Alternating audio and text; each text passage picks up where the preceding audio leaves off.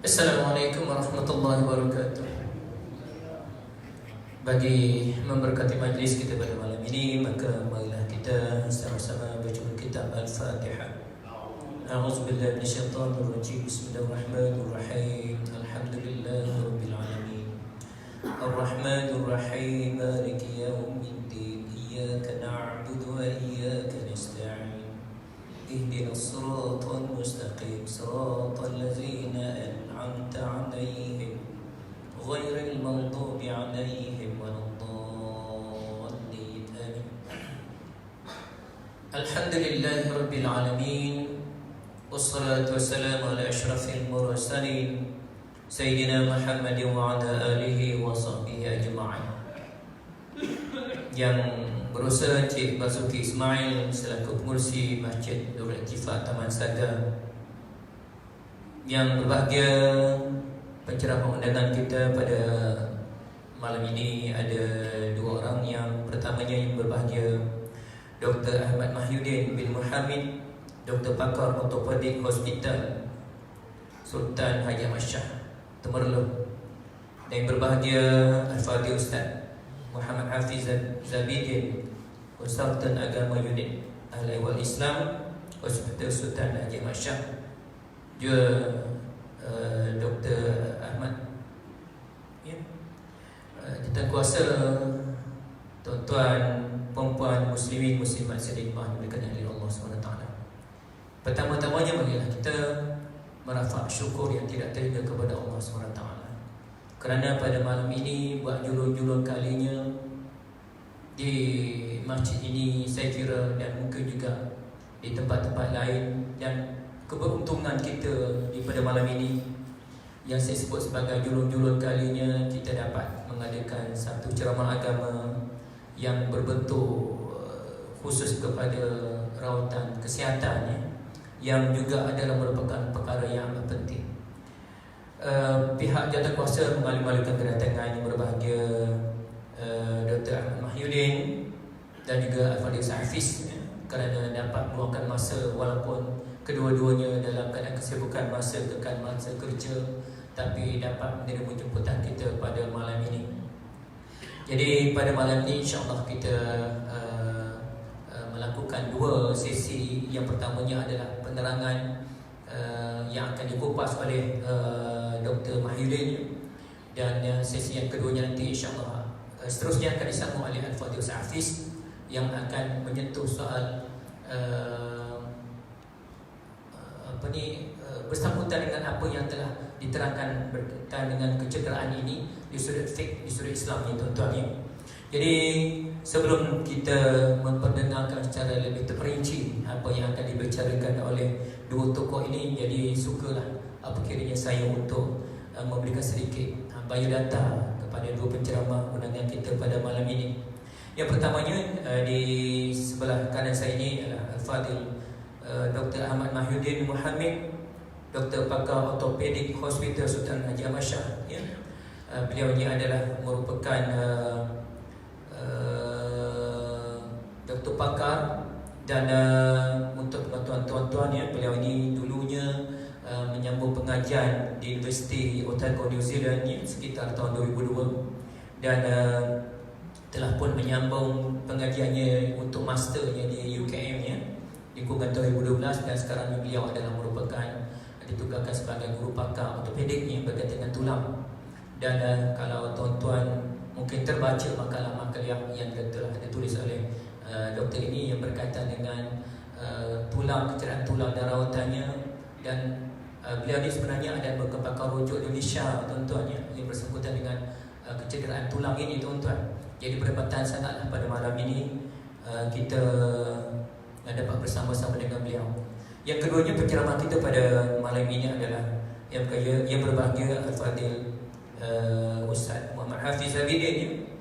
Oh, lupa saya nak memperkenalkan bahawa Dr. Ahmad Mahyudin ini adalah orang Terengganu, dan zaujah beliau pun juga adalah merupakan doktor di Hosasnya. Sama-sama doktor lah gitu tiganya. Manakala sahabat kita seorang lagi ini adalah Al-Fadhil Ustaz Hafiz Zabidin, merupakan konsultan agama unit Al-Ihwal Islam Hospital Hosas ya. Beliau ni adalah merupakan orang Perak, ya, dan agak-agak jadi orang Pahang, dan berkahwin dengan orang Pahang, ya.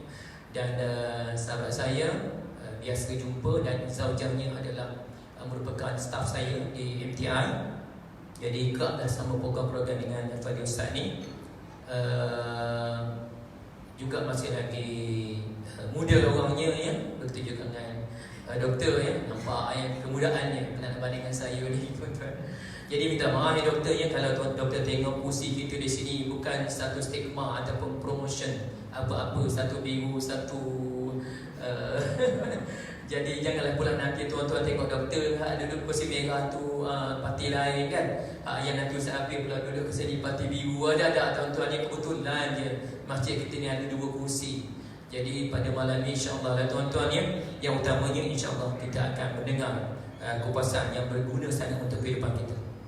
Dan untuk sesi yang kedua nanti kita buka soal jawab kepada permasalahan-permasalahan yang mungkin timbul, ya, hasil daripada penerangan daripada Ustaz Mahyudin nanti tentang kecederaan-kecederaan, Dr. Mahyudin nanti tentang kecederaan-kecederaan, ataupun pekak yang ada kita sini adalah orang yang boleh katakan level doktor, ya, dah agak ada dia datuk, kan, datuk yang anugerah Allah.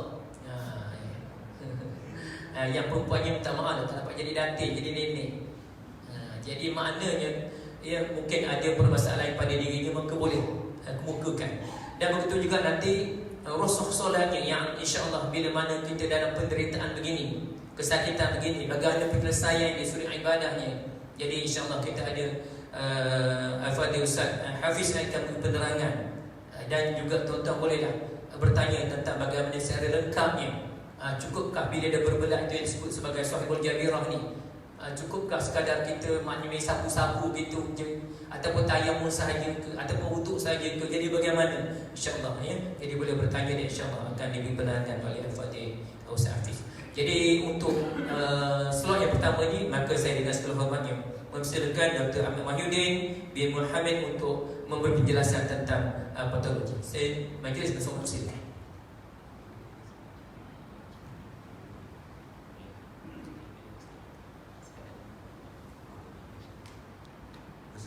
Pengurusi majlis, ahli jawatan kuasa masjid yang saya hormati, para hadirin hadirat, ya, Assalamualaikum warahmatullahi wabarakatuh.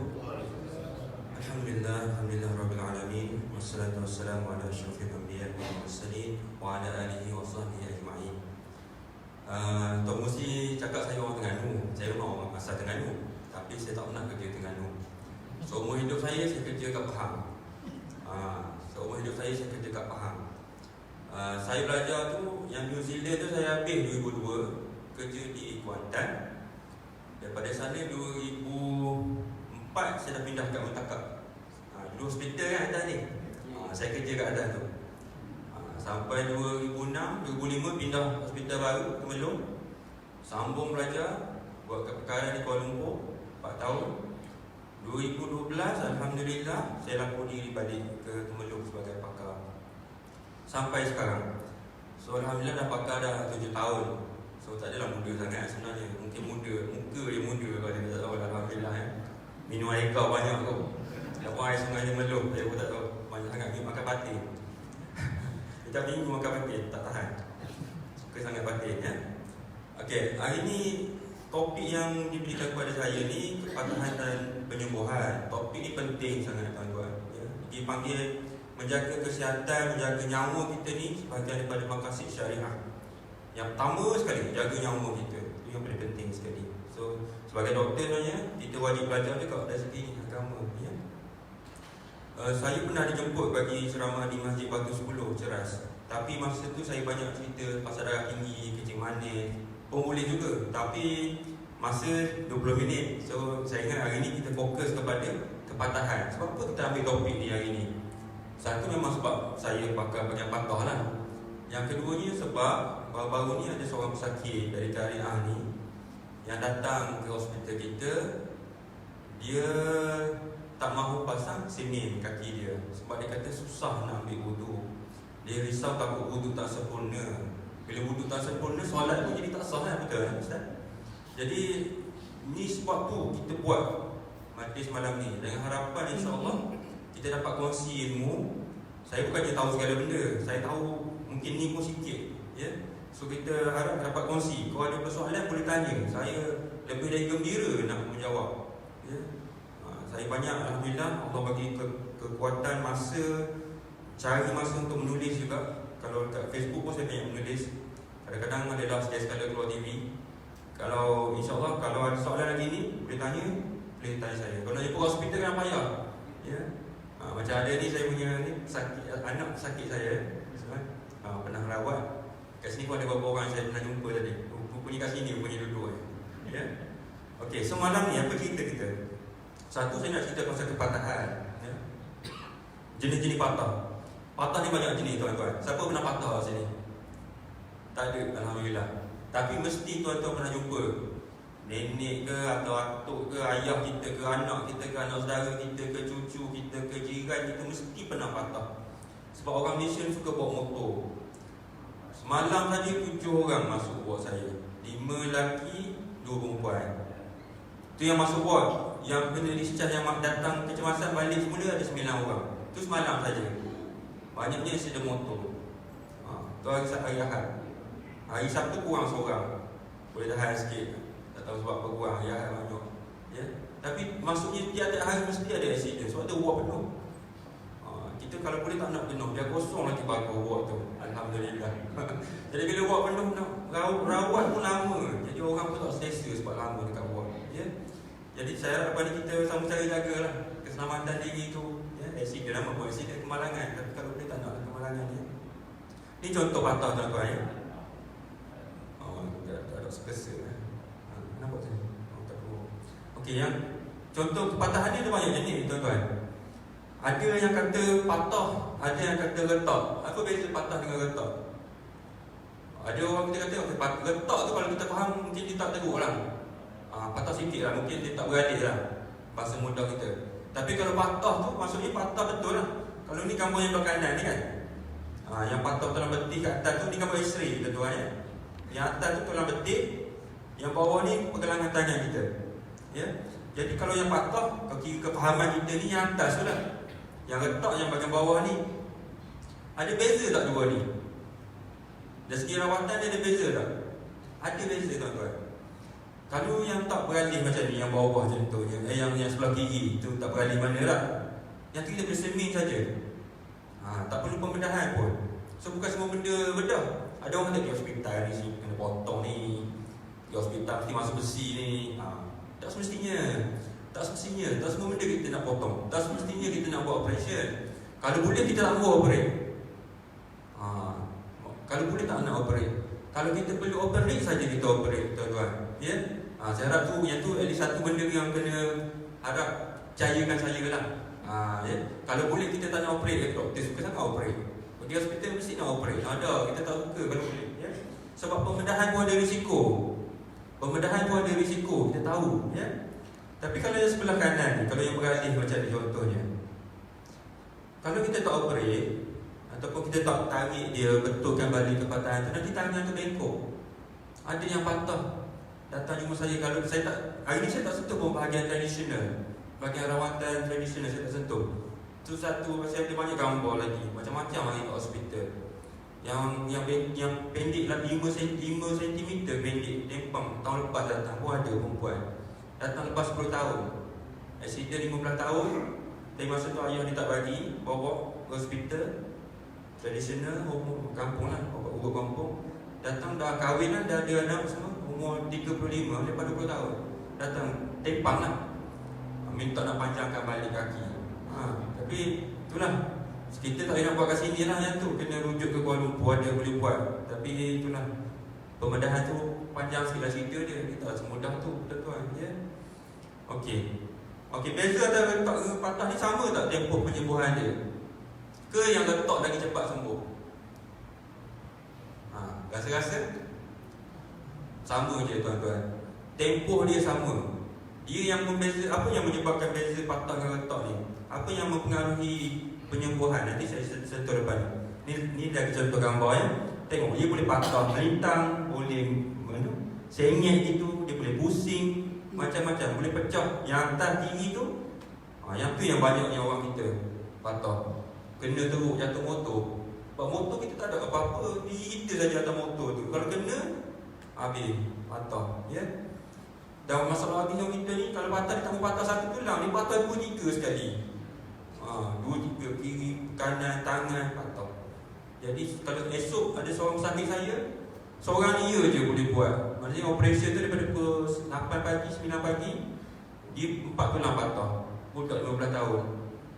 Jadi maksudnya satu hari sampai petang tu dia seorang je. Jadi orang lain kena tunggu nak buat macam mana. Itulah masalahnya. Kalau dia patah satu tulang, boleh saya buat 3 orang. Betul ya? Macam tu. Okey, proses penyembuhan nak baik macam mana nak baik. Ni contoh ni kita ada jadual daripada Parkinson Table. Ni biasa doktor belajar ni, tapi saya share kat sini, ya. Okey, callus tu yang atas maksudnya tulang baru, tulang muda. Tulang muda dalam 2-3 minggu dia tumbuh dah. Dah mula dah tumbuh. Kalau kita lepas kita seming tu atau buat operation ke 2-3 minggu dia tumbuh tulang baru. Kalau tak buat operation, kalau buat kampung pun sama juga. Contoh dia pasang kayu ke buluh ke, panggil apa, belat ke benda sini. Dia pasang kan. Ada mari ke hospital. Sama juga 2-3 minggu tulang baru akan tumbuh. Dia tak kisah kalau kita tak buat apa-apa pun dia akan tumbuh juga tulang tu. Cuma macam mana dia tumbuh, ya. 4 hingga 6 minggu dia akan mula bercantum dah. Maksudnya kalau nak baik bahagian tangan dalam 2-3 bulan insya-Allah cantum. Kalau kaki 3-4 bulan lagi lambat. Kadang-kadang 6 bulan ambil masa. Kalau kaki tulang peha patah lambat. Tangan lagi cepat cantum. Kaki lambat sikit, ya. Sebab apa? Apa beza dia? Apa yang mempengaruhi? Kalau saya patah dengan katakan doktor yang muda yang bercerita ni, muda lagi dari saya 10 tahun, 15 tahun lagi muda dari saya. Apa beza dia? Ni yang membezakan kita. Satu, umur. Kalau budak-budak separuh umur tuan-tuan. Banding kalau umur 20 tahun ke atas dengan umur bawah katakan 5-6 tahun, separuh. Dia cepat budak ni. Lepas tu budak dia tak boleh main-main, tak boleh buat lambat-lambat. Kalau ada yang anak yang patah ke apa, kena cepat bawa ke hospital. Kalau lambat dia maksudnya lambat tu dalam seminggu 2 minggu lah, tak adalah esok macam tu, ya. Cepat lagi dah, cuma jangan terlampau lama. Sebab tulang baru tu cepat tumbuh. Kecil manis, yang ni ramai orang Malaysia kecil manis ni 1/3 ramai. Kita suka makan benda manis, semua sedap-sedap ke. Kalau kecil manis, masalah dia lambat masa, ambil masa untuk sembuh, ya. Masalah peredaran darah, contohnya orang isap rokok, minta maaf ya saya sebut kat sini. Merokok dia jadi salur darah tu jadi kecut, jadi dia kurang peredaran darah tu, jadi lambat sembuh. Dia tulang pun lambat nak tumbuh. Lagi kurang nutrisi. Nutrisi ni tak ada masalah orang Malaysia. Kita lebih nutrisi. Ya, terlebih nutrisi ni zat terlebih. Tapi kena setengah orang ni kuat pantang. Orang kita suka pantang kan. Kadang-kadang pantang yang terlampau sangat pun kurang bagus. So kalau nak pantang, saya galakkan pantang benda yang kita alhal contohnya. Jangan yang tu tak payah makan. Tapi contoh macam protein kena untuk tulang patah kena makan ya. Tuan-tuan, kalau boleh lah saya harap kalau nak makan ayam bagus. Kalau tak nak makan kulit ayam tak apalah, pulang lah ya. Tapi ayam sebenarnya tak bersalah. Ya. Tak salah nak makan ya. Okey, yang sebelah kanan pula luka. Kalau tempat patah tu ada luka, kulit tu dia lagi lambat baik. Ya. Jangkitan kuman dia akan jadi lambat ya. Contohnya kalau tisu antara tulang. Jadi dalam X-ray tak nampak tuan-tuan tisu. Kalau ada tisu, tulang dua macam ni, ada tisu kat tengah. Kadang-kadang dia tak cantum. Lepas 3 bulan pun tak baik juga. Jadi sebab apa tak baik ni? Yang tu kita kena tengok ya. Jadi beza antara kanak-kanak dengan orang dewasa ya. Selagi itu gambar anak saya yang lama dah 10 tahun dulu ya. Patah, kalau kanak-kanak dia lebih senang patah kat tangan. Sebab dia senang jatuh. Dia jatuh macam ni. Dia jatuh macam panjat main kat padang permainan. Dia sedih patah kat tangan ya. Dekat sini atau dekat sini siku dia senang patah. Cepat baik. Forgiving tu maksudnya kalau kita tarik tak lurus betul pun biasa dia boleh baik tuan-tuan. Tulang budak ni Allah buat dia boleh betul balik. Allah buat macam tu. Memang hebat subhanallah ya. Tapi orang macam kita ni yang dewasa ni atau kurang muda ni tak boleh tuan-tuan. Dia tak berapa nak betul tu kurang sikit. Kita kena letak dia betul-betul. Baru dia akan cantum molek tuan-tuan ya. Okey. Orang dewasa lebih senang patah kaki ya. Yang tu sebab kemalangan jalan raya lah. Okey, yang ni soalan favourite kau lah. Bila doktor buat pembedahan? Kan? Bukan semua buat pembedahan ya. Bila perlu pembedahan? Ni sebab-sebab dia, antaranya lah ya. Satu, pembedahan melibatkan sendi, pergelangan tangan, dekat lutut. Sebab kalau sendi kita tak letak betul tulang tu, dia cantum sengit contohnya, nanti lutut tu akan dapat arthritis tuan-tuan. Arthritis sakit orang tua. Kalau rasa pegang lutut ni, cuba luruh bengkok ni, bunyi tak kruk kruk kruk kruk. Kalau tu arthritis kita panggil. Sakit lutut, nak semayang duduk, kena semayang duduk, tak boleh nak semayang biasa, sakit lutut. Tu contoh dia, arthritis kita panggil ya. Sakit sendi. Kau boleh pegang macam batu kerikil, macam ada batu kerikil bunyi. Pegang lutut, bengkok, lurus, kruk kruk kruk. Tu arthritis sama dia ya. Okey, kepatahan yang tidak stabil, contohnya tulang peha. Tulang dekat sini, tangan ni, dia tak stabil. Tulang peha ni tak boleh nak semin tuan-tuan. Dia akan pendek, berselisih, nanti tempang. Dia akan cantum juga, tapi akan tempang, akan pendek ya.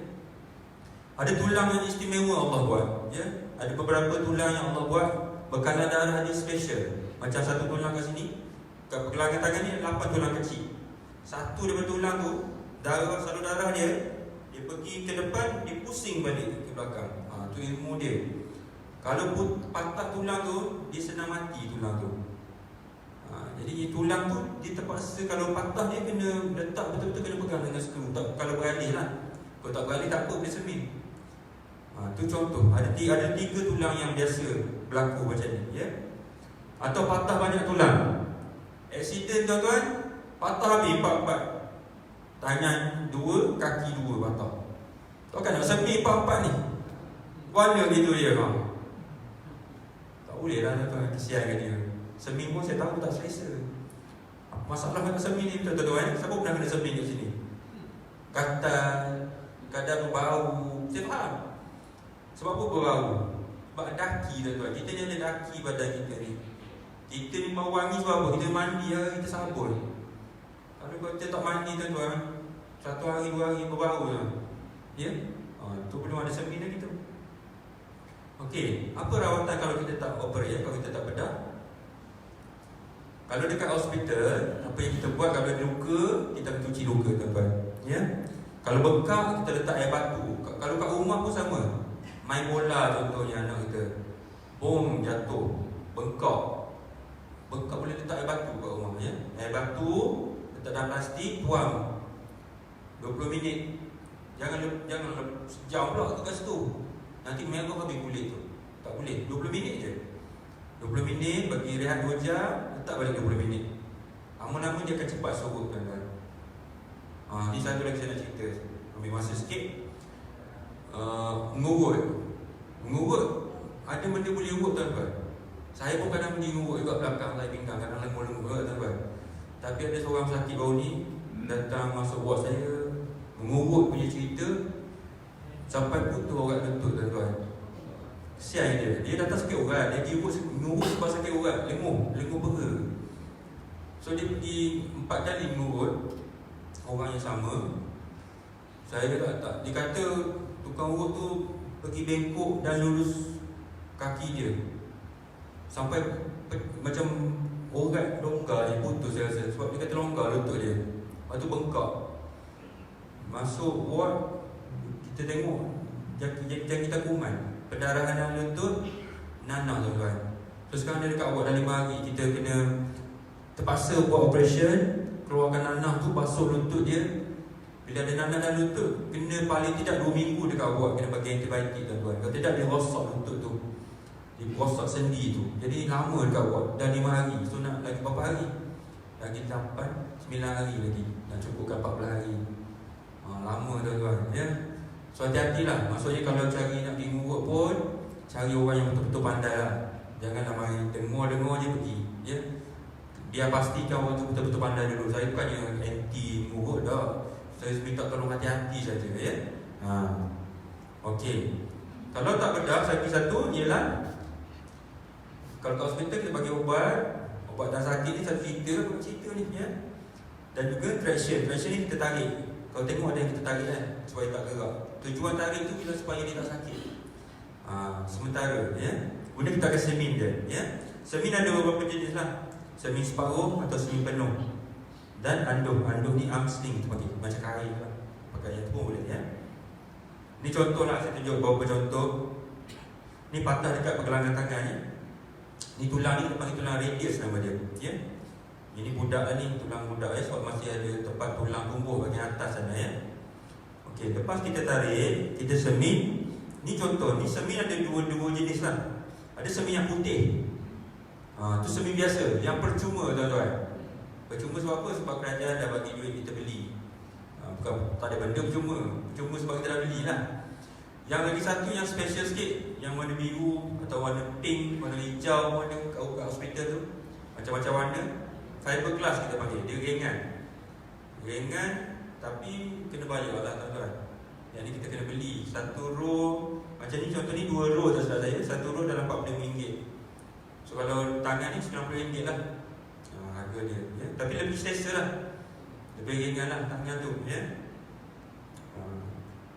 Ni contoh lagi satu, Patah dekat pergelangan tu, kita tarik semin, kita tak elok balik,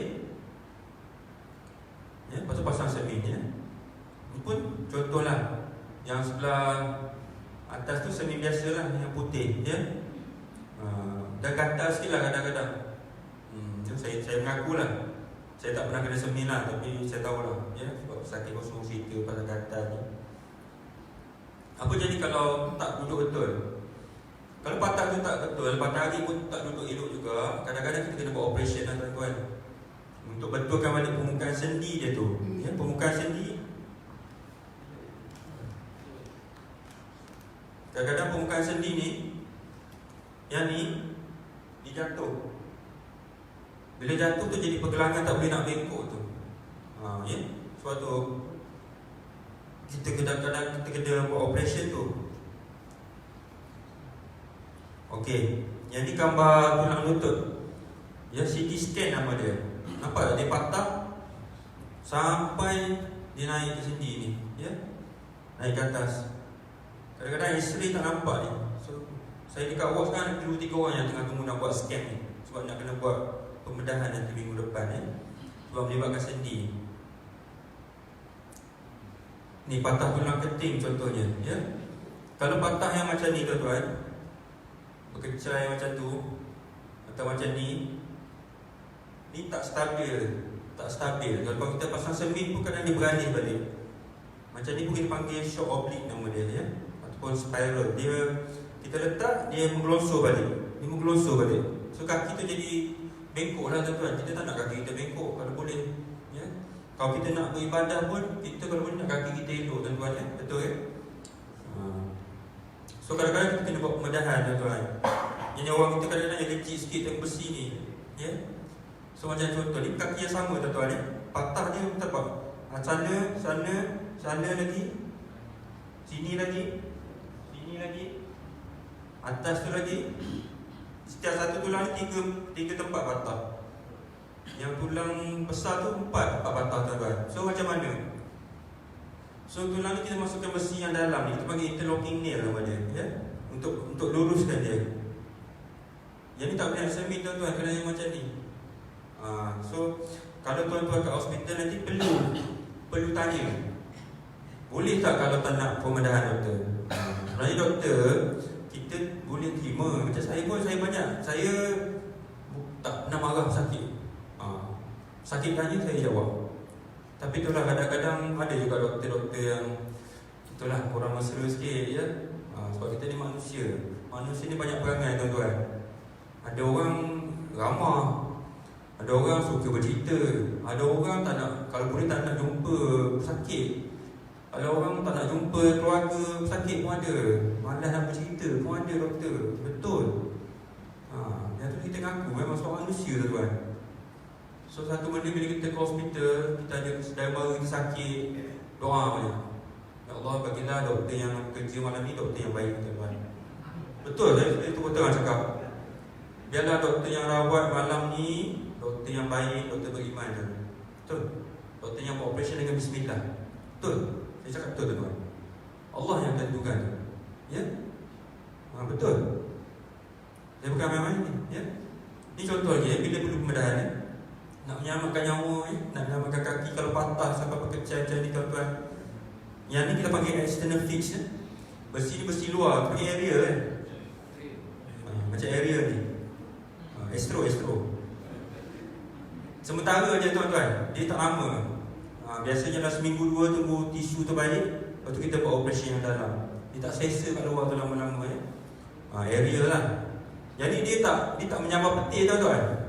Itu soalan favourite. Dia tak menyambar peti tuan-tuan. Besi dalam badan insya-Allah tak mengganggu. Dia tak menangkap peti tu. Ada orang kata cuaca sejuk, sengal. Betul. Tapi dia sengal bukan sebab besi tu tuan-tuan. Dia sengal sebab patah.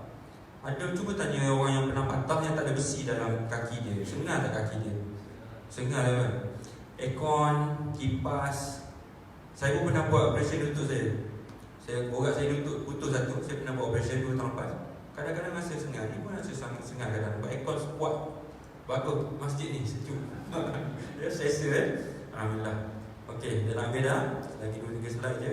Ni contoh gambar semin ni kaki pula ya. Ni semin yang sebelah kanan tu yang fiberglass warna biru, yang ni semin biasa sebelah kanan ya. Ni contoh gambar MA kita, pembantu perubatan ya, pasang semin dekat klinik tulang ya, klinik ortopedik. Jadi semin separuh tuan-tuan. Semin separuh maksudnya apa? Maksudnya di bahagian bawah je semin, bahagian atas ni tak ada semin pun. Dia pakai bandage saja. Biasanya kita pakai macam ni kalau dia bengkak. Dia bengkak ataupun ada luka, kita tak boleh nak semin penuh ya. Ni contoh masalah yang boleh timbul ya tuan-tuan. Kalau semin ni, tengok ni pasang nampak. Ni saya lukis biru. Maksudnya dia panjang sangat, dipasang semin tu terajak. Kadang-kadang jadi tuan-tuan. Manusia ni kadang-kadang buat silap tuan-tuan ya. Doktor pun manusia juga ya. Ni pembantu saya lah pasang. So saya buat ni, minta tolong potong pendekkan ya. Ni jari tak nampak 3 je. Lagi 2 tak nampak. Ada jari ni kat dalam. Kena tak boleh. Ni salah. Kita tak tahu apa jadi pada jari tu. Kita kena nampak jari tu ya. Kalau ketat, nanti anak-anak kita ke apa ya, nauzubillah, kebas ke, sakit, pucat ni jari ni, ataupun pecah, semin tu pecah, atau bau busuk, datang ke hospital cepat. Tak ada tunggu-tunggu janji, datang terus. Takut beranak ke dalam ke apa, kita tak tahu ya kan? Datang terus ya. Kita tak pernah tolak sakit kat hospital. Ni kadang suasana dekat boleh bedah lah. Saya share gambar sikit ya. Semua kita nak elak jangkitan kuman. Nampak kita, yang ni semua sterile tuan-tuan. Yang hijau-hijau ni tak boleh sentuh. Tangan semua kena atas macam ni, tak boleh ke bawah. Bawah ni kita anggap tak ada kuman. So kita semua kena, ini semua dimasak semua ni. Bunuh kuman dulu. Kita takut. Kuman ni memang benda yang amat kita takut ya. Ini beza, kenapa beza rawatan di hospital dengan di tradisional lah contohnya ya. Saya sebut sebab apa? Kita ada X-ray. Dekat bilik bedah pun kita ada. Ni kita mesin RI kita panggil. Ni X-ray kat bilik bedah. Lepas buat, kita tengok okey tak patah tu. Yang tu beza dia. Kita tahu keadaan kepatahan tu ya. Ni contoh lah ya tuan-tuan. Teknologi sekarang ni memang ada parut lah bila buat operation tu ya. Cuma dia tak adalah parut tu sampai panjang. Kadang-kadang panjang, buka sikit sini, buka sini sikit, macam tu lah. Luka tu nanti akan baik ya. Yang penting kepatahan tu baik dengan sempurna. Okey, 2 slide terakhir. Yang ni yang nak akan kongsikan hari ni. Lepas saya sharekan pasal kepatahan, pasal semin semua tu, nanti Ustaz insyaAllah akan kongsikan kita berkenaan ibadah masa sakit lah ya, insyaAllah saya. So ini kesimpulan saya. Ada 20 minit ya. Kesimpulan saya, bukan semua kepatahan perlu pembedahan. Jadi kita kena faham ya. Ada yang boleh disemin. Okey, kepatahan sembuh mengikut aturan Allah. Dia tak boleh nak cepat dan lambat tuan-tuan. Bila patah kita kena sabar. Kita kena sabar, memang dia akan baik ikut masa dia ya. Solat adalah wajib. Yang ni tuan-tuan, satu lagi saya share. dekat masjid, dekat hospital, ramai orang tak solat tuan-tuan. Saya rasa 70%. Satu kajian dekat Hospital Kuala Terengganu buat 2 tahun lepas, 70% orang Islam dia tak solat. Sepatutnya lagi sakit lagi solat lah kan. Bukannya lagi sakit lagi tak solat. Ni lagi sakit lagi solat, lagi tak solat. Solat ni tak ada alasan tak solat kan? Tak ada alasan. Nak mati pun kena solat. Jadi sedih lah. Kita sambil jumpa kita cakap solat wudu, tanda kiblat semua ada, spray semua dah sedia. Tak ada alasan sebenarnya tak solat ya. Ustaz selalu pergi jumpa pesakit, ajar solat. Okey, saya sekian, saya sudahi dengan wabillahi taufiq wal hidayah. Assalamualaikum warahmatullahi wabarakatuh.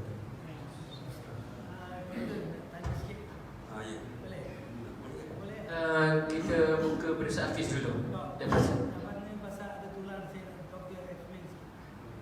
nanti lepas Ustaz Hafiz dulu juga, nanti kita buka soalan. Sebab nanti memang Dr. Terang lama sangat, nanti belum Ustaz Hafiz dulu tadi. Jadi maknanya minta maaf. Jadi seterusnya saya silakan Ustaz Hafiz untuk menyambung bagaimana urus soalan bagi orang yang dalam keadaan suhaibul jabal.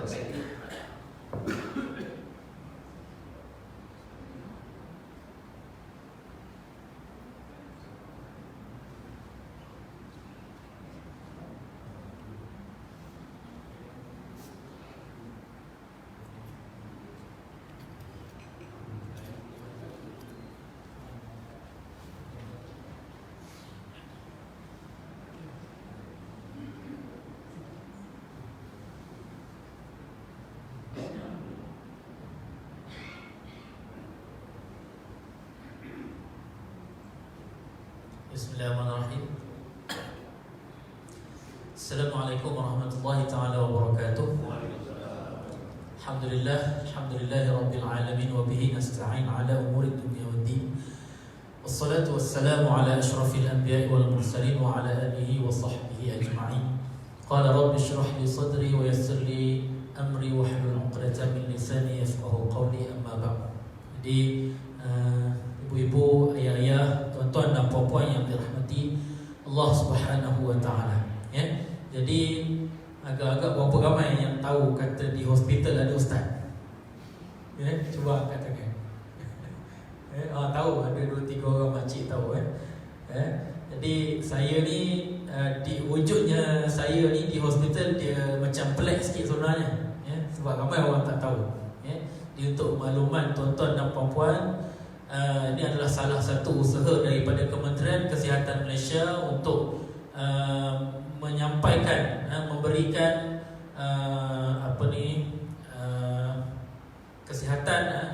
kesihatan yang holistik. Maksudnya penjagaan kesihatan yang holistik bukan sahaja dari sudut perubatan yang macam Dr. terangkan tadi, tapi dari sudut rohani juga, ya. Jadi ada lebih kurang dalam 54 pegawai agama yang ditempatkan di seluruh Malaysia, ya, seluruh Malaysia. PD Pahang cuma ada di Khoshas dan juga di HTAA, hanya 2 hospital sahaja. Hospital daerah yang lain belum ada lagi pegawai agama.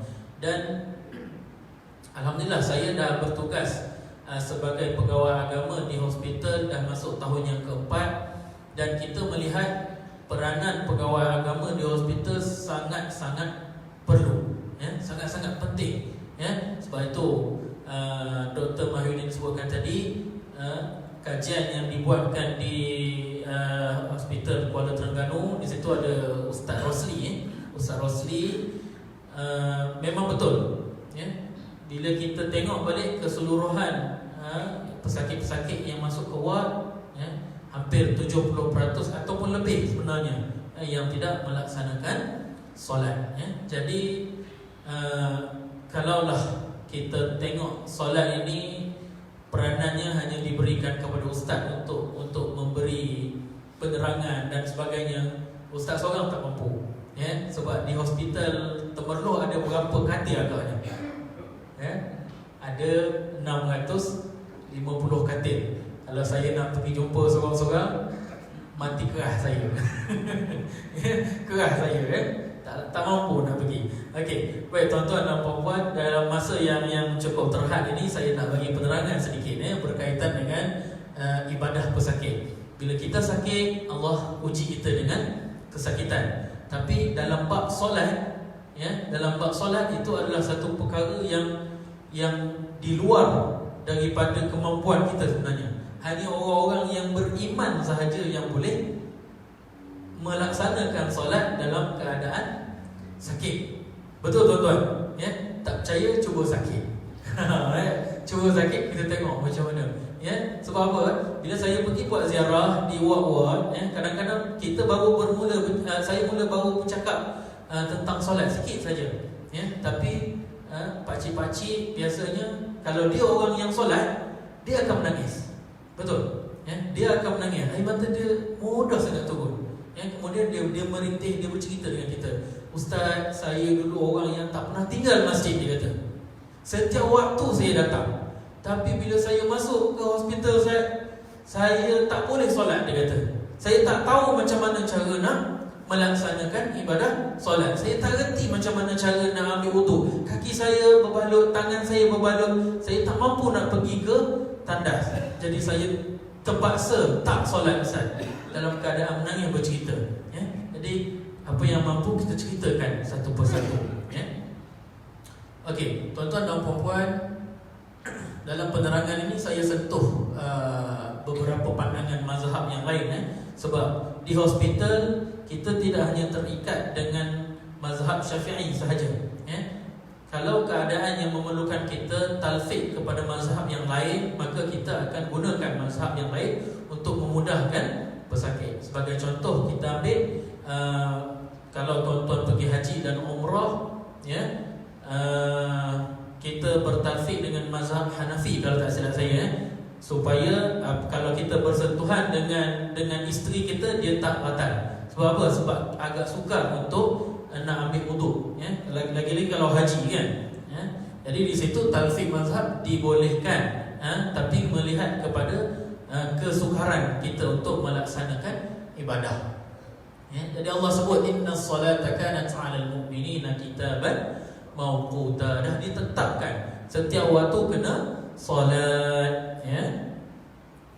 Kemudian disebutkan juga dalam hadis wa iqamus solat. Jadi ini adalah kepentingan solat ketika sakit. Kita nak bagi tahu kepada Allah, ini adalah iman kita kepada Allah. Ketika mana saat kita diuji, ketika itulah kita ingat kepada Allah, maka pada ketika itulah iman kita lagi diangkat. Darjat kita diangkat lebih tinggi lagi. Tapi alangkah tak seronoknya, alangkah ruginya kita bila kita sakit diuji, Allah nak bagi pahala pada kita, tapi dalam masa yang sama kita meninggalkan solat, maka kita membuat dosa. Jadi ini adalah syarat wajib solat. Islam, baligh, berakal, suci daripada haid dan nifas. Jadi selama mana kita Islam, kemudian kita ni orang yang baligh dan kita berakal, kemudian kita suci daripada haid dan nifas, selama itulah kita kena melaksanakan solat. Sebab itu kalau kita katalah kena stroke, langsung tak boleh bergerak satu badan, kemudian kita nak solat, tapi tak ada orang yang nak ambilkan wudu untuk kita. Waktu tu isteri kita tak ada, anak-anak kita tak ada, tapi wajib ataupun tidak solat? Wajib, masih lagi kena solat. Ini syarat sah salat. Masuk waktu, suci daripada najis, suci daripada hadas, menutup aurat dan menghadap kiblat. Kemudian kita tengok sikit yang dikatakan suci daripada najis ini. Mazhab Syafi'i kata tidak mampu hilangkan najis, masih lagi wajib solat. Tapi solat perlu diulang semula selepas sembuh. Tapi kita melihat kepada satu keadaan senario, kalaulah seorang itu dia duduk di ward dalam 2-3 hari sahaja, tak ada masalah, dia boleh untuk mengulang kembali solat dia. Tapi kalau dia duduk di ward sampai 1 bulan, macam Mr. Mah cakap tu 14 hari 14 hari duduk saja, tak boleh buat apa, kemudian berapa banyak solat yang terpaksa diulang semula, maka kita gunakan mazhab Maliki. Apabila dia tidak mampu menghilangkan najis, dia dah cuba sedaya upaya untuk hilangkan najis, ya. Kemudian dia solat itu adalah sah dan tidak perlu diulang. Bila waktu keadaan nak jadi macam ni? Kita tengok. Seorang pesakit, dia pakai CBD, CBD tempat untuk letak air kencing lah. Bila dia kencing pergi ke beg itu, ya. Apa pesakit perlu lakukan? Ya, bila pakai CBD ni, ya. Bila pakai CBD ni, dia seolah-olahnya dah jadi macam pundi kencing kita, ya. Seolah-olahnya beg yang ada di sebelah kita tu dah jadi pundi kencing kita, ya. Cuma apa yang pakcik-pakcik ataupun makcik-makcik ataupun anak-anak yang jaga ni kena tengok apa dia. Kalau ada leaking, kalau ada air kencing yang mengalir, yang itu kena bersihkan elok-elok di bahagian kemaluan, ya. Kemudian tak perlu dikosongkan pun beg CBD tu, ya. Sebab apa? Sebab dia dah diibaratkan sebagai pundi kencing kita, ya. Kemudian yang berkaitan lagi dengan suci daripada najis ni, kalau kita pakai pampers, ya. Kalau masuk ke ward nanti kita dah tak berdaya nak bergerak, kita akan pakai pampers, ya. Pakai pampers ni cuba sedaya upaya untuk kita suci daripada najis, ya. Tapi kalau kita boleh buat sendiri, kita yakin dengan kebersihan tu. Tapi kalau kita tak boleh bergerak lah, contoh kata kita masuk pada umur 71, ya, ataupun 80 tahun umur waktu tu, kita tak boleh nak bergerak dah. Siapa yang nak tukar lampin kita? Anak kita, isteri kita. Anak kuat lagi lah kau. Kalau isteri nak tukar, letih dia nak angkat, ya, badan 80 kilo, ya, tak terangkat. Ya, jadi cuci setakat yang mampu, ya. Selagi mana daripada pandangan mata kita ini kita nampak air najis itu, ya, kita nampak ada kuning-kuning ni, kita buang kuning tu, ya. Ada nampak macam titisan air kencing, kita buang air kencing tu. Kita cuci dengan air, kita lap bersih, ya. Maka pada ketika itu bila kita dah yakin, kita terus boleh ambil wudu, ya. Okey. Ini masalah menghadap kiblat. Dalam hospital ini adalah isu utama sekali, ya. Sebab apa ramai yang tak solat? Sebab tak boleh nak hadap kiblat, ya. Dia punya katil hadap ke sana, ya. Kaki dia hadap ke sana, ya. Kalau kita nak hadap kiblat, kaki kena menghadap ke kiblat. Jadi macam mana nak solat ni, ya? Kita dekat dalam ward di Hoshas, saya yakinlah sebab saya yang bergerak pergi tampal arah kiblat ni, saya yakin semua tempat ada insya-Allah, ya. Kalau tuan-tuan pergi jumpa tak ada tu, bagi tahu, saya pergi tampal, ya. Kita tengok di siling arah kiblat ke arah sana, tapi katil kita, kaki kita menghadap ke sana. Macam mana nak solat, ya? Akhirnya disebabkan kita tak boleh nak menghadap kiblat, kaki dengan tangan dah tergantung ada area, akhirnya kita tak solat, ya. Jadi tuan-tuan dan puan, mengikut mazhab Syafi'i, solat tidak menghadap kiblat wajib solat, masih lagi wajib solat, tapi solat perlu diulang semula selepas sembuh. Ia dalam keadaan sakit di hospital, kita gunakan mazhab Hanafi yang mana dia pegang kepada kata ayat Al-Quran. Allah sebut, maka kemana pun kamu menghadap, di situlah kiblat, di situlah kiblat. Kemana pun arah kamu hadap, itulah kiblat, ya. Maka sah solat dan tidak perlu diulang, ya. Jadi kalaulah kata kita menghadap ke sana, kaki ke arah sana, kaki ke arah sana, kaki ke arah sana, solat tetap wajib, ya. Okey.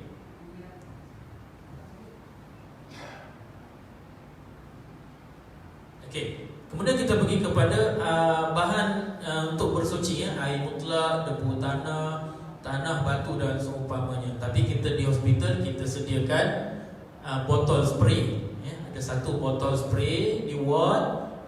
Kalau tak ada di kubikel di kawasan tuan-tuan dan puan, boleh minta kepada doktor dan juga nurse, ya. Kemudian kita sediakan juga debu tayamum, ya. Tapi di hospital kita sangat-sangat mencadangkan kepada tuan-tuan dan puan supaya gunakan air, ya. gunakan air. Selagi boleh guna air, selagi mana ada kulit yang boleh nampak di muka ni, katalah tutup semua, ada satu bintik kulit di sini, masih lagi boleh berwuduk.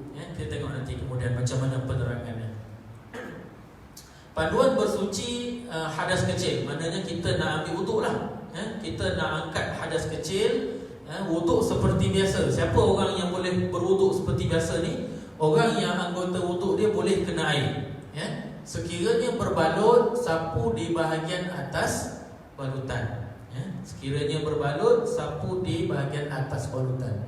Kemudian tayamum, anggota wuduk tidak boleh kena air, maka kita tayamum, jadi sah solat kita. Kemudian orang yang tidak boleh guna air, juga tak boleh guna debu tayamum. Jadi dia nak buat macam mana? Orang yang macam ni dia kena solat hormat waktu. Yang dikatakan solat hormat waktu ni, tuan-tuan dan puan, solat, katalah solat zuhur, masuk waktu zuhur, masih lagi kena semayang 4 rakaat. Jangan buat semayang 2 rakaat. Solat 4 rakaat juga. Tapi kita kena ulang balik solat itu.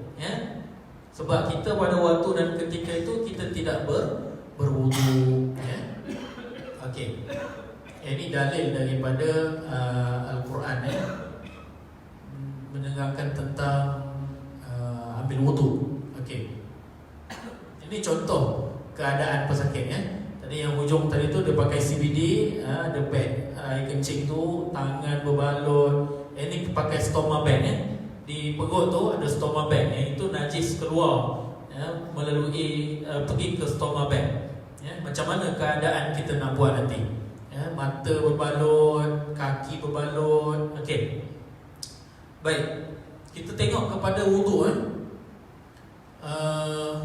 Menggunakan air yang suci lagi menyucikan pada 4 anggota wudu, iaitu muka, tangan, kepala dan kaki, dengan cara tertentu menurut syarak. Jadi kalau nak ambil wudu, kita tekankan yang wajib: muka, tangan, kemudian kepala dan juga kaki.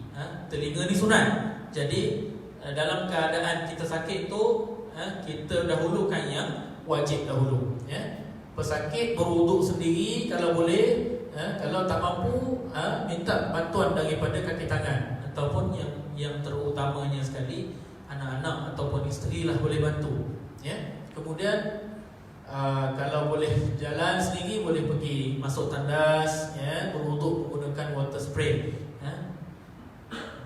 Yang ini nanti saya terangkan secara detail. Okey, kena cepat ni, dah pukul 9 ni. Bersuci daripada hadas kecil berdasarkan keadaan pesakit. Ini saya pergi secepat yang boleh. Pesakit yang boleh menggunakan air dan mampu berwuduk seperti biasa, hendaklah berwuduk seperti biasa. Penerangan saya tadi. Pesakit yang anggota wuduknya tidak berbalut dan boleh terkena air, tetapi tidak mampu berwuduk seperti lumpuh. Macam mana nak buat? Dia boleh kena air, tapi dia tak mampu nak berwuduk. Dapatkan bantuan daripada orang lain, walaupun kena bayar kepada orang tu. Kita hidup tak lama mana lah kan. Jadi keluarkan sedikit untuk keuntungan akhirat kita. Kalau tak ada siapa yang boleh wudukkan dia, sedangkan dia mampu untuk bertayamum, hendaklah dia bertayamum dan solat. Tayamum dia hanya 2 sahaja, muka dan tangan, lebih mudah lagi. Okey. Jika tidak mampu juga bertayamum, hendaklah solat tanpa tayamum, dan solat tersebut hendaklah diulang setelah sembuh. Kuncinya adalah, kalau tak boleh juga nak berwuduk, tak boleh juga nak bertayamum, solat tetap wajib, tapi solat kena ulang. Pesakit yang berbalut anggota wuduknya tetapi boleh dibuka dengan mudah dan tidak mendatangkan mudarat jika terkena air, hendaklah berwuduk seperti biasa. Yang ini perlukan kolaborasi antara orang yang pandai agama dengan doktor. Macam saya tak boleh pergi ke ward, saya buat pandai-pandai saya. Ini boleh buka, saya kata. Kita pun buka. Tiba-tiba datang doktor pakar marah ke saya. Tak boleh. Kita kena tanya juga dari sudut pandang seorang doktor macam mana. Kalau doktor kata boleh, okey, kita boleh berwuduk macam biasa. Tapi kalau tak boleh, ada cara yang kita boleh gunakan. Pesakit yang tidak boleh menggunakan air pada keseluruhan atau sebahagian anggota wuduknya, macam mana nak buat? Ya? Yang pertamanya, pesakit yang tidak berbalut anggota wuduknya, jika semua anggota wuduknya tidak berbalut dan semuanya tidak boleh terkena air. Ya? Pesakit yang tidak berbalut anggota wuduknya, jika semua anggota wuduknya tidak berbalut dan semuanya tidak boleh terkena air, nak buat macam mana? Tak berbalut tapi tak boleh kena air, ya? Jadi boleh tayamum, hendaklah tayamum. Solat tidak perlu diulang. Siapa yang dalam keadaan yang macam ni agak-agaknya, ya? Orang yang terbakar, ya, terbakar habis badan dia, burn, ya? Jadi dia kalau nak ambil wuduk dia pedih. Kalau nak guna debu tayamum lagi tak boleh, ya? Jadi macam mana dia nak solat, ya? Kalau dia boleh tayamum, tak ada masalah. Kalau doktor kata boleh Ustaz, tapi kena air, jangan terlalu lama. Kalau tidak nanti dia pedih sangat katanya, ya? Jadi kita kena tanya kepada doktor macam mana, ya? Kalau doktor kata boleh, tak ada masalah. Tapi kalau doktor kata tak boleh, maka wuduk pun tak boleh, tayamum pun tak boleh, maka solat wajib tapi kena ulang, ya? Jika tidak boleh bertayamum dan disahkan pegawai perubatan, hendaklah solat, ini yang saya sebut tadi lah, ya? Hendaklah diulang. Jika semua anggota wuduk tidak berbalut dan sebahagiannya tidak boleh terkena air, ya? Jika sebahagian besar anggota wuduk seperti muka, kepala dan kaki boleh dikenakan air, hendaklah berniat mengambil wuduk dan membasuh semua anggota yang boleh dibasuh serta menyapu kepala. Jadi anggota yang tidak boleh dibasuh seperti biasa, kena buat macam mana? Kita kena sapu air di atasnya, ya? Sapu dengan air. Contohnya muka, ya, tadi yang bertutup mata tadi, ya? Bertutup mata tu, bahagian mana yang boleh kena air, kenakan air. Kemudian bahagian mata ni cukup sekadar kita lalukan sahaja di atas balutan tadi, ya? Maka itu dah dikira sah. Jika tidak boleh disapu, maka tidak perlu disapu. Ini keringanannya kita panggil ni rukhsah ni, ya? Rukhsahnya. Kalau tak boleh juga sapu, doktor kata kalau kena air boleh membahayakan kepada pesakit ini, mungkin bernanah ke ataupun dan sebagainya, maka tak perlu pun sapu, ya? Tak perlu pun sapu. Cukup sekadar bahagian yang mana yang terbuka, ya? Okey. Tunaikan solat dan solat tersebut tidak perlu diulang. Kadang-kadang kita risau. Tadi dekat contohnya dekat kaki tadi, ya. Kaki tu dah bernanah dah. Doktor cakap tak boleh kena air, ya. Jadi kita dah siap solat tapi hati kita was-was, ya.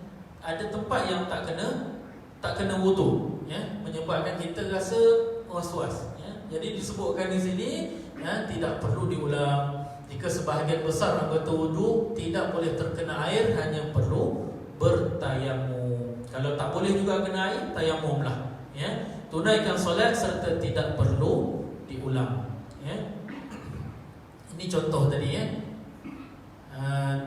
Tak berbalut, ya.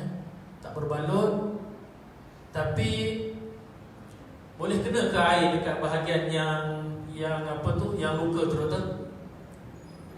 Tak boleh kan? Tak boleh. Jadi tuan-tuan nak kena buat macam mana kalau kaki jadi macam ni, ya? Hanya basuh pada anggota bahagian wuduk yang boleh sampai sahaja. Yang tak boleh sampai, tak perlu kita sembuh air. Kalau sembuh nanti pedih dan boleh menyebabkan macam-macam komplikasi. Okey, pesakit yang berbalut anggota wuduknya dan akan mendatangkan mudarat jika terkena air atau balutan yang sukar dibuka. Yang ni yang saya terang tadi lah. Kita terkedepan. Jika tidak boleh berwuduk dan bertayamum, tunaikan solat sebagai menghormati waktu dan solat tersebut hendaklah diulang setelah sembuh, ya. Okey. Ini yang burn tadi, ya. Pesakit yang burn tadi, ya. Tak boleh nak buat apa dah, ya. Jadi dalam keadaan macam ni agak-agak macam mana? Kalau kena air dia memang menjerit, ya.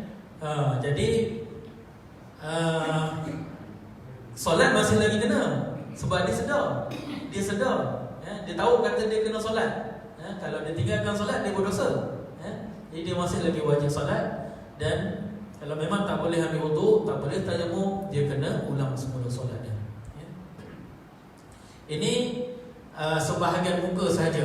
Macam yang saya cerita tadi, basuh bahagian muka yang mana boleh kena air. Bahagian yang bertampal tu lalukan sahaja di atas permukaannya. Kalau berbalut keseluruhan muka, berniat mengambil wuduk ketika mula menyapu pembalut muka, menyapu air di atas pembalut muka, jika mendatangkan mudarat tidak perlu disapu. Habis satu muka kena tutup, Tapi tak tahulah ada ke tidak tu. Betul? Ada.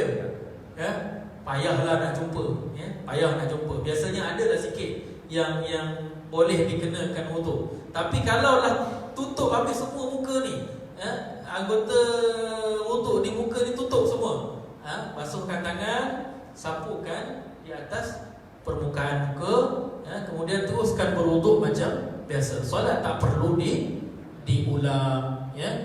Berbalut sebahagian tangan sama juga. Bahagian yang boleh kena air, kenakan air. Bahagian yang berbalut hanya lalukan sahaja di atas permukaannya. Contoh macam tu. Jika tidak mampu, solat yang dilakukan tidak perlu diulang. Berbalut sebahagian kepala sahaja. Kalau sebahagian sahaja tidak ada masalah. Dekat bahagian lain boleh kena lagi. Jadi kenakan di bahagian yang boleh kena. Ini berbalut keseluruhan kepala. Macam mana nak buat? Sama juga, menyapu air di atas pembalut kepala jika mendatangkan mudarat tidak perlu disapu. Tapi biasanya tak ada masalah lah, sapu sahaja. Walaupun tak kena dekat rambut. Berbalut sebahagian kaki macam ni. Balut sebahagian kaki. Jari tu ada lagi. Jadi basuh di jari tu, kemudian basahkan sikit tangan ni, sapu sahaja dekat bahagian yang berbalut. Dan boleh solat macam biasa, solat tidak perlu diulang. Ini contoh. Kalaulah pergi ke hospital, biasanya kalau masuk ward, benda ni mesti pasang dekat tangan. Betul tak pakcik-pakcik? Bila pasang ni, orang panggil apa ni? Beranula. Bila beranula ni dipasang di tangan, kita pun dah was-was. Boleh kena solat ni, ada benda lekat dekat tangan. Sama juga. Ambil wuduk macam biasa, selagi mana boleh kenakan air. Tapi jangan dipaksa. Sebab kadang-kadang ada yang paksa, dia nak juga sampai air di bawah jarum tu, sampai menjerit-jerit dia sakit. Setakat mana yang mampu air itu sampai. Tapi kalau kita gunakan spray wuduk ni, kita spray, insya-Allah sampai air itu. Kemudian di bahagian balutan tu kita cuma perlu lalukan sahaja air. Lalukan sahaja tangan kita sebagai isyarat sahaja. Ini contoh yang biasa berlaku di hospital. Bila dah lama sangat di atas katil. Kalau yang macam ini duduk di ortopedik juga kata. Ortopedik. Tapi dia tak mengganggu anggota wuduk. Dia tak mengganggu anggota wuduk, maka dia boleh solat macam biasa. Jangan kata tak payah solat, tapi perlu dibersihkan setakat yang mampu. Tata cara tayamum saya kira mudah sahaja. Muka dan juga tangan. Kemudian kita tengok sikit lagi, solat pesakit. Solat pesakit yang ini boleh berdiri, duduk, mengiring, berbaring, isyarat mata di dalam hati. Kemudian jamak ni satu cerita yang lain. Kalau kita solat duduk macam biasa, saya yakinlah semua dah tahu dah solat duduk ni, sebab kebanyakannya biasa buat. Yang sakit lutut apa semua, jadi macam biasa solat duduk di atas katil. Tuan-tuan dan puan-puan juga boleh solat duduk di atas katil. Kalau duduk di ward, inilah keadaan dia. Inilah keadaan dia. Kalau katil itu memang menghadap ke arah kiblat, terus solat di atas katil. Kalau tuan-tuan boleh bergerak, duduk di atas kursi, boleh menghadap kiblat, tak ada masalah. Tapi kalau tak boleh nak menghadap kiblat, hanya itu saja yang mampu, duduklah di atas katil, solatlah di atas katil. Ini solat mengiring. Solat mengiring, qiyamnya, rukuknya, sujudnya, semuanya adalah pergerakan yang sangat minimum, setakat kemampuan kita sahaja. Ini solat baring terus. Kita solat baring terus. Qiyam, angkat tangan, kemudian letakkan di dada. Rukuk, kita angkat sedikit kepala. Kemudian i'tidal, letak balik kepala di atas bantal. Kemudian kita nak sujud, kita angkat lebih sikit daripada rukuk. Begitulah seterusnya hinggalah ke akhirnya. Tangan kalau duduk di antara dua sujud, tangan duduk di sisi. Duduk di sisi. Okey, ini yang hujung antara second last. Isyarat mata. Kalau badan dah tak boleh nak bergerak, macam mana isyarat mata?